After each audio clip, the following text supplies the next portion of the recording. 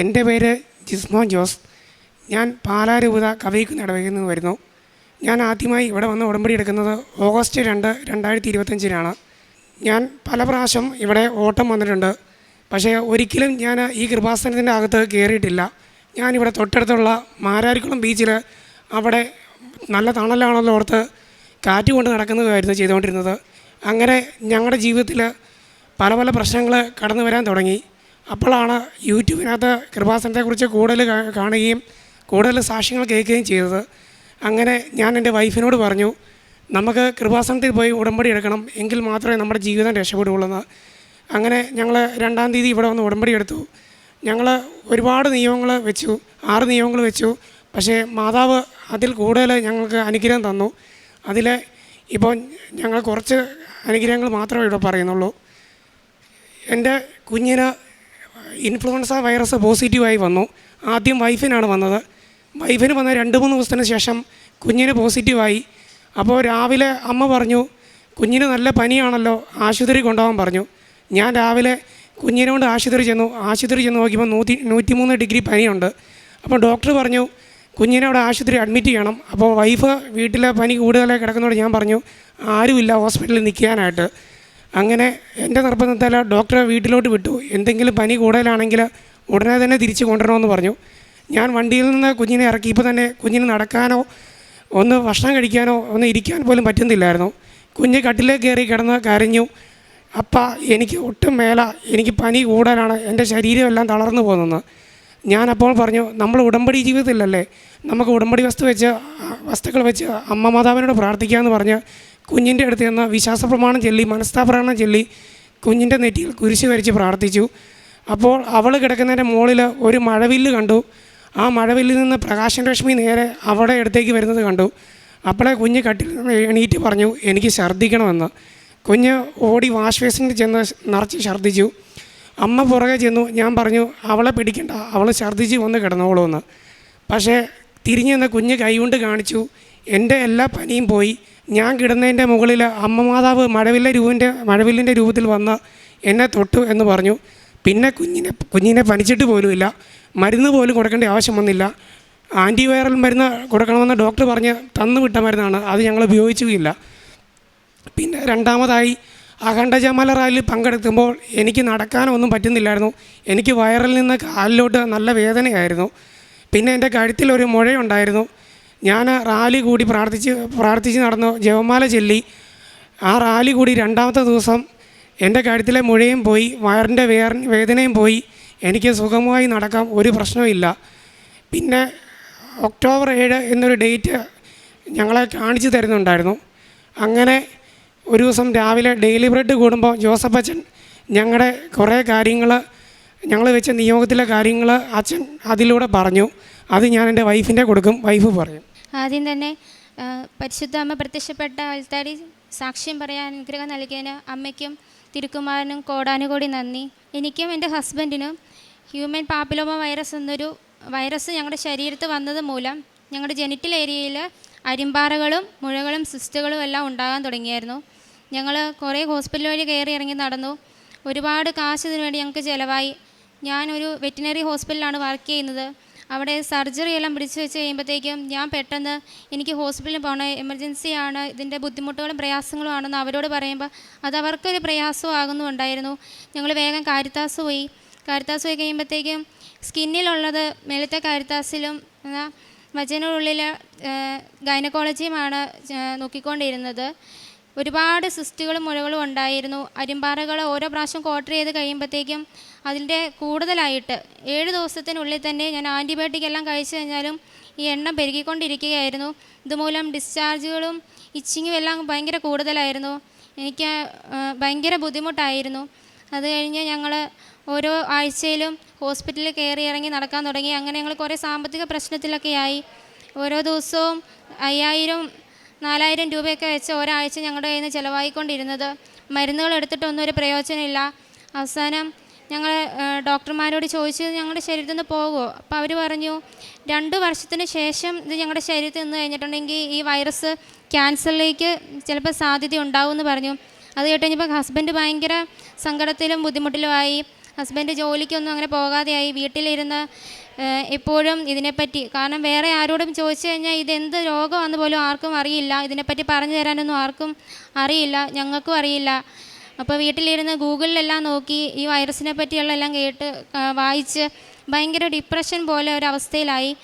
അത് കഴിഞ്ഞ് ഹസ്ബൻഡ് ഞാൻ ജോലി സ്ഥലത്തായിരിക്കുമ്പോൾ ഓരോ പ്രാവശ്യം എന്നെ വിളിച്ച് ചോദിക്കും, എങ്ങനെയുണ്ട്, നിനക്ക് കുറവുണ്ടോ, എന്തെങ്കിലും ബുദ്ധിമുട്ടുണ്ടോ, പ്രയാസങ്ങളുണ്ടോ? അപ്പം ഞാൻ പറയും എൻ്റെ ഭയങ്കര സങ്കടത്തിലൊക്കെ ആയിരുന്നു. രാത്രി കിടന്നുറങ്ങാനോ ഒന്നും കഴിയുന്നില്ലായിരുന്നു. അവസാനം ഇപ്പം ഒരു മാതാവിൻ്റെ രൂപം വീട്ടിലുണ്ടായിരുന്നു. മാതാവിൻ്റെ രൂപം പിടിച്ച് രാത്രിയിൽ കിടന്നുറങ്ങേണ്ട അവസ്ഥ വരെയായി.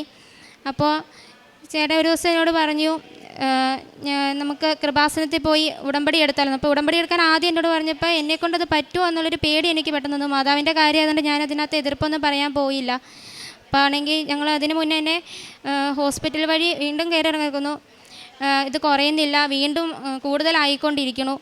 അപ്പോൾ അവസാനം കാരിത്താസ് ചെന്നപ്പം ഞങ്ങളുടെ ഗൈനക്കോളജി ഡോക്ടർ പറഞ്ഞു, നിങ്ങൾക്ക് വേറൊരു സ്കിന്നിൻ്റെ ഹോസ്പിറ്റലുണ്ട്, ഡോക്ടർ സ്കിൻ എന്ന് പറഞ്ഞിട്ട് ഹോസ്പിറ്റലിൽ ഏറ്റുമാനൂരുണ്ട്, നിങ്ങൾ അവിടെ ഒന്ന് കാണിച്ച് നോക്ക്, അവിടെയാണെങ്കിൽ ഒരു നല്ല റിവ്യൂ കിട്ടുന്നതാണ്, നിങ്ങൾ അവിടെ ചെല്ലാൻ പറഞ്ഞു. ഞങ്ങളങ്ങനെ അവിടെ ചെന്നു. ഞങ്ങൾ പേടിച്ചിരുന്ന ആ സിറ്റുവേഷനിൽ ആ ഡോക്ടർ ഞങ്ങളോട് ഭയങ്കര ഒരാശ്വാസമായിട്ട് ഇതൊന്നും പേടിക്കേണ്ട, കുഴപ്പമില്ല എന്നാണ് ഞങ്ങളോട് പറഞ്ഞിരുന്നത്. അങ്ങനെ ഇപ്പം ഈ ഹോസ്പിറ്റലിൽ നിന്ന് ഞാൻ ലീവ് എടുത്ത് പോകുന്നതിൻ്റെ ഒരു പ്രശ്നം വേറെ കിടക്കുന്ന കഴിയുമ്പോഴത്തേക്കും ഡോക്ടർ ഞങ്ങളോട് ഇങ്ങോട്ട് പറഞ്ഞു, നിങ്ങളുടെ വീട് എവിടെയാണെന്ന് ചോദിച്ചു. ഞങ്ങൾ പറഞ്ഞു ഞങ്ങളുടെ വീട് പാലായിലാണെന്ന് പറഞ്ഞു.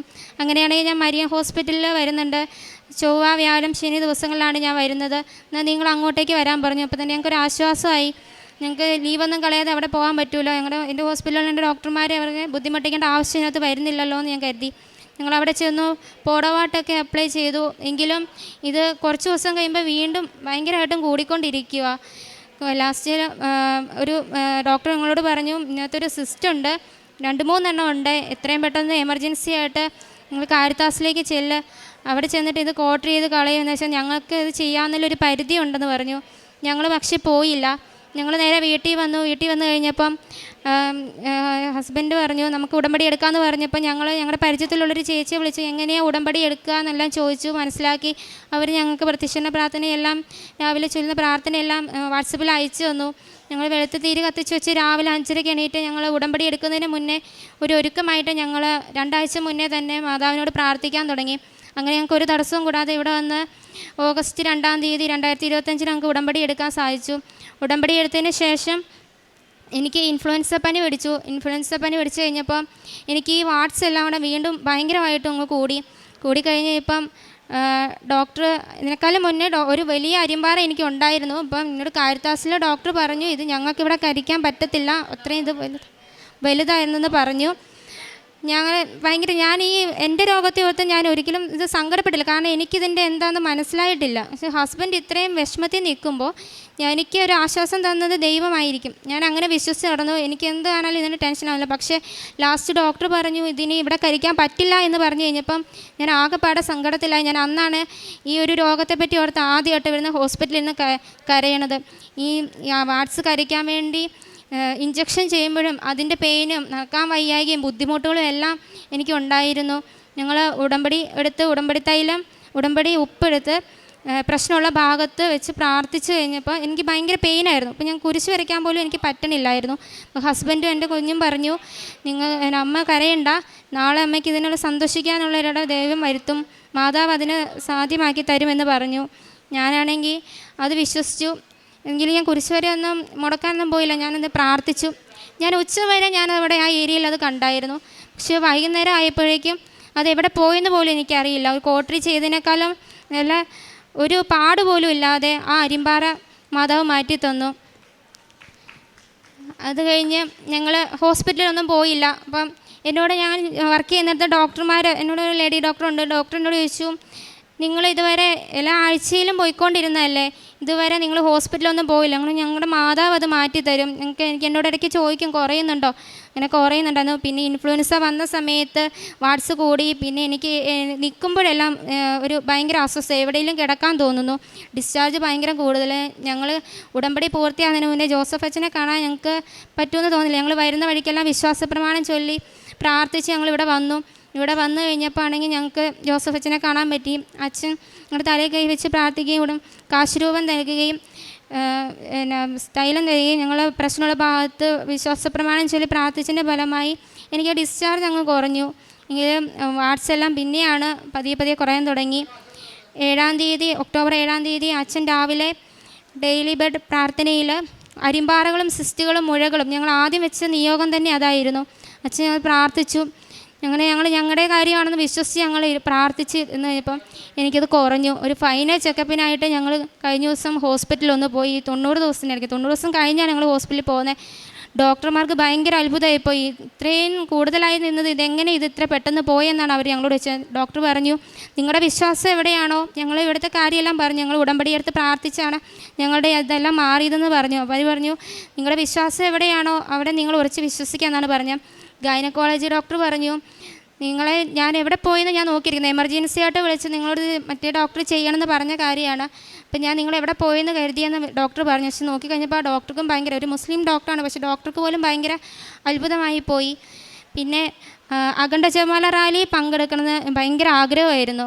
അപ്പോൾ അതിനൊരു തടസ്സവും കൂടാതെ വരാതിരിക്കാൻ വേണ്ടി ഞാൻ ഇന്ന് പ്രത്യക്ഷീകരണ പ്രാർത്ഥന വരുമ്പോൾ പ്രാർത്ഥിക്കുമായിരുന്നു. പക്ഷേ എനിക്ക് വരുന്നതിൻ്റെ തലേദിവസം 2 മാസം പീരിയഡ്സൊക്കെ ഭയങ്കര ബ്ലീഡിങ്ങും കാര്യങ്ങളും എല്ലാം ആയിരുന്നു. അപ്പം എങ്കിലും ഞാൻ വരുമെന്ന് വെച്ച് വിശ്വസിച്ച് പ്രാർത്ഥിച്ചുകൊണ്ടിരുന്നു. മാതാവ് അതിനുള്ള സൗകര്യങ്ങളും ഞങ്ങൾക്ക് അർത്തുങ്കൽ വണ്ടി ഇട്ടിട്ട് ഞങ്ങൾ ചേർത്തലയിൽ നിന്ന് ഇവിടെ ബസ് കയറും. ഞങ്ങൾക്ക് ആ ബസ് കിട്ടാൻ പോലും അമ്മ ക്രമീകരണം ഒരുക്കി തന്നു. എനിക്ക് ഹസ്ബൻഡിന് നടക്കാനൊന്നും വയ്യായിരുന്നു. ആ സമയത്ത് കഴുത്തിലൊരു തടിപ്പും എല്ലാം ഉണ്ടായിരുന്നു. ആ സമയത്ത് ഞങ്ങളാണെങ്കിൽ ഒരു 10 മിനിറ്റ് 2 സ്ഥലങ്ങളിൽ ഇരുന്നു. അത്രയും മാത്രമേ ഞങ്ങൾക്കൊരു ഇതുണ്ടായുള്ളൂ. ഞങ്ങൾക്ക് വേറെ ക്ഷീണമോ കാര്യങ്ങളോ വിശപ്പോ ഒന്നും ഉണ്ടായില്ല. ആ ഉടമ്പടി അഖണ്ഡ ജപമാല റാലി പൂർത്തീകരിക്കാൻ ഞങ്ങൾക്ക് മാതാവ് അനുഗ്രഹം തന്നു. ഞങ്ങൾ കറക്റ്റ് അർത്തുങ്കൽ എത്തിക്കഴിഞ്ഞപ്പോൾ ഞങ്ങൾക്ക് പള്ളി നിറഞ്ഞ ആൾക്കാരാണ്. ഞങ്ങൾക്ക് കയറാൻ പറ്റുമോ എന്ന് പോലൊരു ചിന്തയാണ് ഞങ്ങൾക്ക്. പക്ഷേ ഞങ്ങൾ കയറാൻ പോകുന്നതിന് ഉള്ളിൽ തന്നെ ആൾക്കാർ ഒരു 4-5 പേര് ഇറങ്ങി വഴി മാറി ഞങ്ങൾക്ക് അവിടെ കയറി ആരാധനയിൽ പങ്കെടുക്കാനുള്ളൊരു അനുഗ്രഹം മാതാവ് ഞങ്ങൾക്ക് തന്നു. മമ്മിക്ക് എന്ത് ഭക്ഷണം കഴിച്ചാലും ഛർദി ഉണ്ടായിരുന്നു. ഉടമ്പടി തേനും ഉപ്പും എല്ലാം കൊടുത്ത് ഞങ്ങൾ പ്രാർത്ഥിച്ച് കഴിഞ്ഞപ്പോൾ മമ്മിക്ക് പള്ളിയിലൊന്നും പോകാൻ പറ്റില്ലായിരുന്നു. പ്രാർത്ഥിച്ചതിൻ്റെ ഫലമായിട്ട് മമ്മിയുടെ ഛർദിയെല്ലാം മാറി പള്ളിയിലെല്ലാം പോകാനുള്ള അനുഗ്രഹം മാതാവ് ഞങ്ങൾക്ക് നൽകി. പിന്നെ എൻ്റെ കുഞ്ഞിന് ഇവളെ മത്സരവും എക്സാം എല്ലാം കൂടെ ഒരുമിച്ച് വരുന്നതുകൊണ്ട് ഇവൾക്ക് പഠിക്കാനുള്ള ഒരു സമയം ഭയങ്കര കുറവായിരുന്നു. എങ്കിലും ഇവളാണെങ്കിൽ ഞങ്ങൾ കാണാതെ നമ്മൾ പ്രാർത്ഥിക്കുന്ന സമയത്ത് മാതാവിൻ്റെ പച്ചത്തിരിന്ന് നീലത്തിരിന്ന് ഒരു ചെറിയ പീസ് ഇവളുടെ ഉടുപ്പിനുള്ളിൽ ഇവൾ വെച്ചിട്ട് പോയി. ഇവളാണെങ്കിൽ ഇവളെ പറഞ്ഞ് ഇവൾക്ക് ചെല്ലുന്ന സമയത്ത് ഇവൾക്ക് ഒന്നും അറിയില്ലായിരുന്നു, എന്താ അവിടെ എഴുതേണ്ടതെന്നൊന്നും അറിയില്ലായിരുന്നു. പക്ഷെ പെട്ടെന്ന് ആരോ പറഞ്ഞു തരണ പോലെ ഇവൾ എഴുതി. അങ്ങനെ അവൾക്ക് പാലാ മുനിസിപ്പാലിറ്റിയിൽ അവൾക്ക് പങ്കെടുത്ത് ഇതിന് സമ്മാനം കിട്ടി. ഫസ്റ്റ് തന്നെ കിട്ടി, ക്ലാസ്സിൽ ഫസ്റ്റ് കിട്ടി. ചേട്ടായിക്ക് കുറേ അടയാളങ്ങൾ കിട്ടുന്നുണ്ട്. ഞാൻ ഇവിടെ വന്നു കഴിഞ്ഞപ്പോൾ തൊട്ട് എനിക്ക് കുംസാരിക്കുമ്പോൾ പാപത്തിൻ്റെ എണ്ണം കുറഞ്ഞു വരാൻ തുടങ്ങി. നേരത്തെ ഞാൻ കുംസാരിക്കുമ്പോൾ എനിക്ക് തോന്നുന്നത് അവിടെ ഇരുന്ന് ഈശോ കരയുമായിരുന്നു എന്നാണ് തോന്നുന്നത്. ഉടമ്പടി ജീവിതം നയിക്കാൻ തുടങ്ങിയപ്പോൾ തന്നെ എനിക്ക് ഒരു 10 പാപം ചെയ്തുകൊണ്ടിരുന്ന എനിക്കിപ്പം ഒരു 2 പാപമൊക്കെ മാക്സിമം ഉള്ളൂ. അതുപോലെ 2 ആഴ്ച കൂടുമ്പോൾ എനിക്ക് കുംസാരിച്ചില്ലെങ്കിൽ ഭയങ്കര ഒരു അസ്വസ്ഥയാണ്. അതുമല്ല, ഒരു നുണ പറഞ്ഞാൽ പോലും എനിക്ക് പിറ്റേ ദിവസം പോയി കുംസാരിക്കാൻ ചെന്നില്ലെങ്കിൽ എനിക്ക് ഭയങ്കര അസ്വസ്ഥതയാണ്. കുർബാന സ്വീകരിക്കാൻ എനിക്ക് പറ്റിയല്ല. ഞാനങ്ങനെ 2 ദിവസം കൂടുമ്പോഴൊക്കെ പോയി കുംസാരിക്കാൻ തുടങ്ങി. അപ്പോൾ അച്ഛൻ എന്നെ ഇങ്ങനെ നോക്കി. അപ്പോൾ ഞാൻ പറഞ്ഞു, അച്ഛാ ഞാൻ മരീൻ ഉടമ്പടിയിലാണ്, എനിക്ക് കുഞ്ഞു പാവം പോലും എൻ്റെ മനസ്സിലിട്ട് എനിക്ക് കുർബാന പങ്കുകൊള്ളാൻ സാധിക്കുന്നില്ലെന്ന് പറഞ്ഞു. പിന്നെ ഞാൻ ഉടമ്പടി എടുത്തു കഴിഞ്ഞിട്ട് എനിക്ക് മാതാവിൻ്റെ നിരവധി അടയാളങ്ങൾ കിട്ടി. ഞാൻ ഉടമ്പടി എടുത്ത് പോയി 3ാമത്തെ ദിവസം ഒരു ചൊവ്വാഴ്ചയായിരുന്നു. അന്ന് തിരുവനന്തപുരത്ത് ഒരു ഓട്ടം പോയി. ഞാൻ അവിടെ ഇരുന്നപ്പോൾ എൻ്റെ ഫോണിൽ ഞാൻ ഉടമ്പടി ധ്യാനം കൂടുകയാണ്. ആ ധ്യാനം കൂടിയപ്പോൾ എൻ്റെ ഫോണിൽ നിന്ന് ഞാൻ നോക്കിയപ്പോൾ എന്തോ കുമ്മള പോലെ എന്തോ പോകുന്നുണ്ട്. അപ്പോൾ ഞാൻ നോക്കിയപ്പോൾ എൻ്റെ ചുറ്റുവട്ടം എല്ലാം കുമ്മള.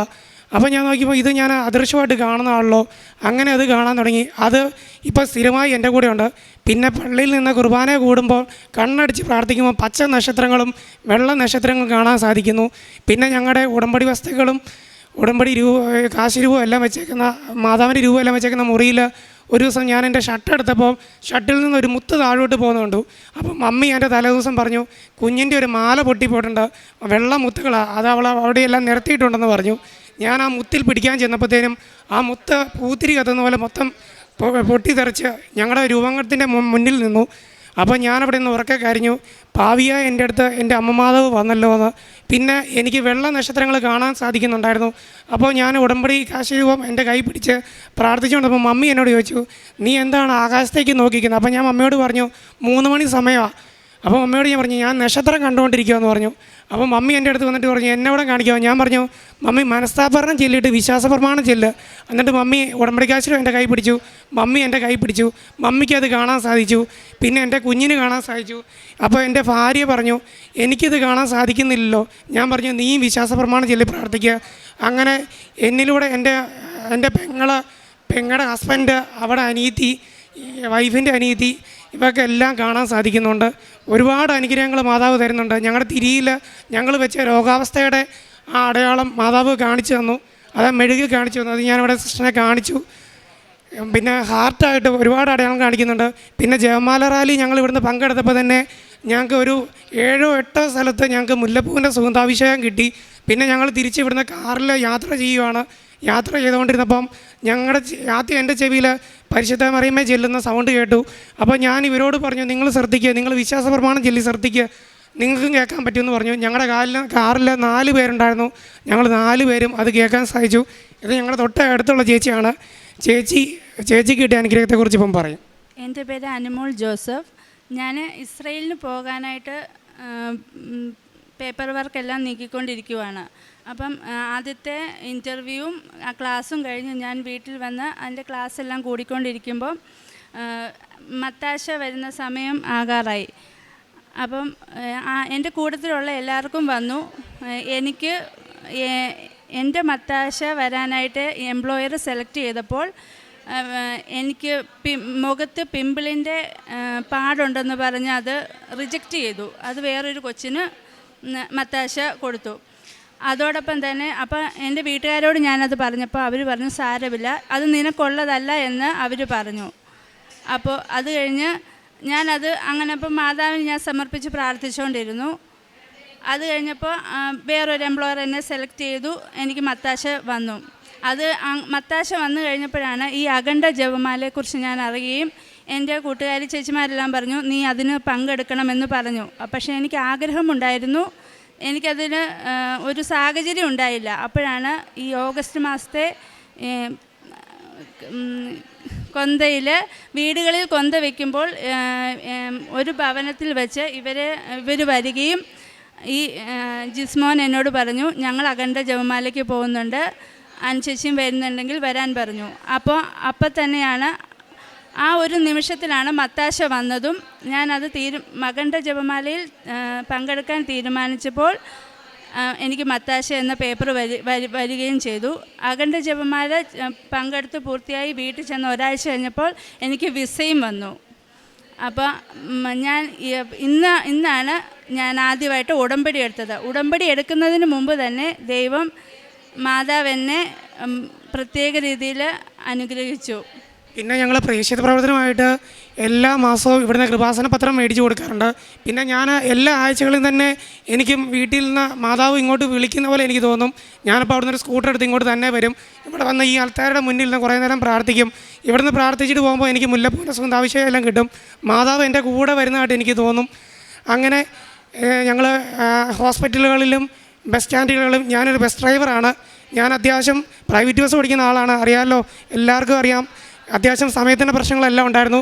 ഞാൻ അലമുണ്ടാക്കിയ കൊട്ടാരമറ്റ ബസ് സ്റ്റാൻഡിലാണ് ഞാൻ ആദ്യം കൊണ്ടുപോയി പത്രം കൊടുക്കുന്നത്. അവിടെ നിന്നവർ എന്നോട് ചോദിച്ചു 2 മാസം 3 മാസം മുന്നേ അല്ലേ നീ ഇതിൽ അലമുണ്ടാക്കി നടന്നത്? ആ അലമുണ്ടാക്കിയ ആൾക്കാണ് ഞാൻ ആദ്യം കൊണ്ട് കൃപാസനത്തിൽ നിന്ന് കിട്ടിയ ഈ പത്രം കൊണ്ട് കൊടുക്കുന്നത്. ഇപ്പോൾ ആരോടും ഒരു ദേഷ്യമില്ല, ഒരു പിണക്കുമില്ല, സന്തോഷമായിട്ട് ജീവിക്കാൻ പറ്റുന്നു. പിന്നെ കാരുണ്യപ്രവർത്തനങ്ങളായിട്ട് ഞങ്ങളുടെ അടുത്തൊരു അനാഥാലയമുണ്ട്. അവിടെ കൊണ്ട് അവർക്ക് ഫുഡിനുള്ള കാര്യങ്ങളും എല്ലാം ചെയ്തു കൊടുക്കുന്നുണ്ട്. പിന്നെ മറ്റുള്ളവരിലോട് മാതാവിനെക്കുറിച്ച് കൂടുതൽ വിശ്വാസം പ്രഘോഷിക്കാൻ എനിക്ക് താല്പര്യമാണ്. എപ്പോഴും മാതാവിനെക്കുറിച്ച് കാര്യങ്ങൾ പറയാനാണ് എനിക്ക് താല്പര്യം. മാതാവിനെക്കുറിച്ച് പറഞ്ഞില്ലെങ്കിൽ എൻ്റെ ഉള്ളിൽ എന്തോ ഒരു അസ്വസ്ഥത പോലെയാണ്. കാരണം ഞങ്ങൾ ഇന്നിവിടെ ഈ ജീവനോടെ ഇവിടെ നിൽക്കാൻ കാരണം തന്നെ മാതാവാണ്. കാരണം ഞങ്ങളുടെ കയ്യിൽ നിന്ന് ഈ രോഗാവസ്ഥ കാരണം ഞങ്ങളുടെ ജീവിതം തന്നെ കൈവിട്ട് പോയൊരവസ്ഥയായിരുന്നു. ഞാൻ ഫുള്ള് ഡിപ്രഷനിലായിരുന്നു. പക്ഷേ എന്നാണേലും എൻ്റെ മാതാവ് എന്നെ തിരിച്ചിങ്ങോട്ട് വിളിച്ച് എന്നെ ചേർത്ത് പിടിച്ച് ഇത്ര ഭാവിയായി എനിക്ക് ഇത്ര അടയാളങ്ങൾ അമ്മ മാതാവ് തന്നു. എൻ്റെ മാതാവിന് ഈശോയ്ക്കും 1 കോടി നന്ദി പറയുന്നു. യോഹന്നാൻ 11:4 ഈ രോഗം മരണത്തിൽ അവസാനിക്കുവാനുള്ളതല്ല, പ്രസ്തുത ദൈവത്തിൻ്റെ മഹത്വത്തിനും അതുവഴി ദൈവപുത്രൻ മഹത്വം പ്രാപിക്കുന്നതിനും വേണ്ടിയുള്ളതാണ്. ജിസ്മോനും ജെൻസിയും കുപ്പുകരത്തോടെ ഹൃദയം മുഴുവൻ നന്ദിയോടെ പരിശുദ്ധ കൃപാസന മാതാവിൻ്റെ തിരുനടയിൽ സന്തോഷത്തോടെ ജീവിതാനുഭവങ്ങളെ സാക്ഷ്യപ്പെടുത്തുകയാണ്. വലിയ ദുരിതപൂർണമായൊരു ജീവിതത്തിൽ നിന്നും കൃപാസന മാതാവ് ഈ ദമ്പതികളെ വളരെയധികം സംരക്ഷിച്ച് സൗഖ്യപ്പെടുത്തിയതിൻ്റെ സാക്ഷ്യമാണ് ഈ അൾത്താരയിൽ നമ്മൾ കേട്ടത്.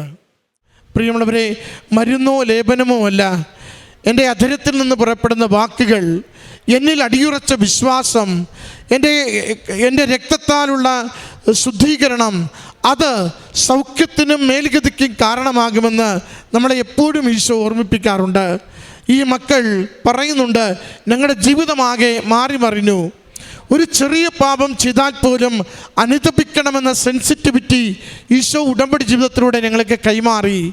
വിശുദ്ധ കുർബാന ഏറ്റവും ഒരുക്കത്തോടെ പങ്കെടുക്കുവാൻ ഞങ്ങളെ നിരന്തരം ഈ നാളുകളിൽ നയിച്ചുകൊണ്ടിരുന്നു. അച്ഛൻ്റെ ഡെയിലി ബ്രെഡ് കൂടുമ്പോഴൊക്കെയും ഞങ്ങളുടെ രോഗക്ലേശങ്ങളെ ഈശോയ്ക്ക് സമർപ്പിച്ച് പ്രാർത്ഥിക്കുകയും 7-ാം തീയതി അച്ഛൻ കൃത്യമായിട്ട് അരിമ്പാറ സിസ്റ്റ് അതുപോലുള്ള കാര്യങ്ങൾക്ക് ഈശോ അമ്മ മാതാവിലൂടെ ഇടപെടുന്നുവെന്ന് പറയുമ്പോൾ ഞങ്ങളുടെ രോഗം ഏറ്റെടുത്തുവെന്ന് പൂർണ്ണമായി ഞങ്ങൾ വിശ്വസിച്ചു. ഞങ്ങൾക്കത് സൗഖ്യത്തിന് കാരണമായെന്ന.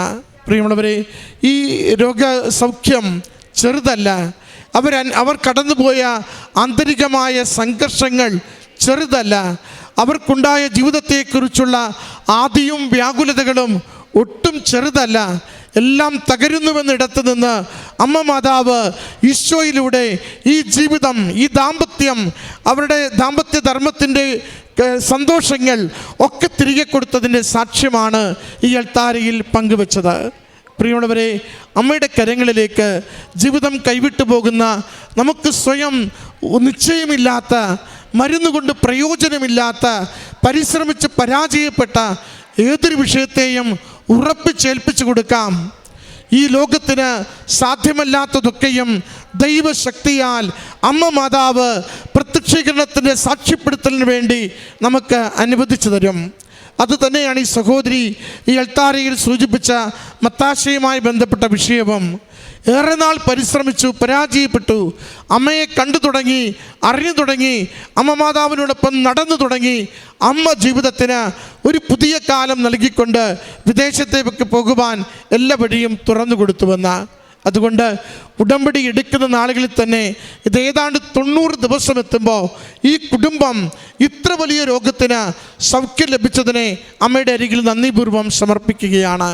അതുകൊണ്ട് അമ്മയുടെ അരികിൽ നമ്മുടെ ജീവിതത്തെ എല്ലാം കൊടുക്കാം, ഏത് തകർച്ചയെയും കൊടുക്കാം. ആരോടും പറയുവാനാവാത്ത കരളിൻ്റെ എല്ലാ വേദനകളെയും നമുക്ക് കൊടുക്കാം. ആർക്കും മനസ്സിലാവാത്ത ജീവിത വിഷയങ്ങളെ നമുക്ക് കൊടുക്കാം. അമ്മ മാതാവ് തിരുക്കുമാരന് കൊടുത്ത് ജീവിതത്തെ സംരക്ഷിക്കുകയും സുരക്ഷിതമാക്കുകയും അനുഗ്രഹിച്ച് ജീവിതത്തിൽ എന്താണോ ആവശ്യം അത് നൽകി നമ്മെ സഹായിക്കുകയും ചെയ്യും. നല്ല കരഘോഷത്തോടെ ഈ മക്കൾക്ക് ലഭിച്ച ഈ വലിയ അനുഗ്രഹത്തിന് അമ്മ മാതാവിനും തിരുക്കുമാരനും നമുക്ക് നന്ദി പറയാം. അത്യപൂർവ ദൈവാനുഭവങ്ങൾ ഇനി നിങ്ങൾക്കും സ്വന്തം. ഈ യൂട്യൂബ് ചാനൽ ഇതുവരെ സബ്സ്ക്രൈബ് ചെയ്തിട്ടില്ലെങ്കിൽ ഇപ്പോൾ തന്നെ സബ്സ്ക്രൈബ് ചെയ്യുക. ഈ വീഡിയോ ഇപ്പോൾ തന്നെ നിങ്ങളുടെ സുഹൃത്തുക്കൾക്ക് ഷെയർ ചെയ്തുകൊണ്ട് കർത്താവിൻ്റെ പ്രേക്ഷിതരാകുക.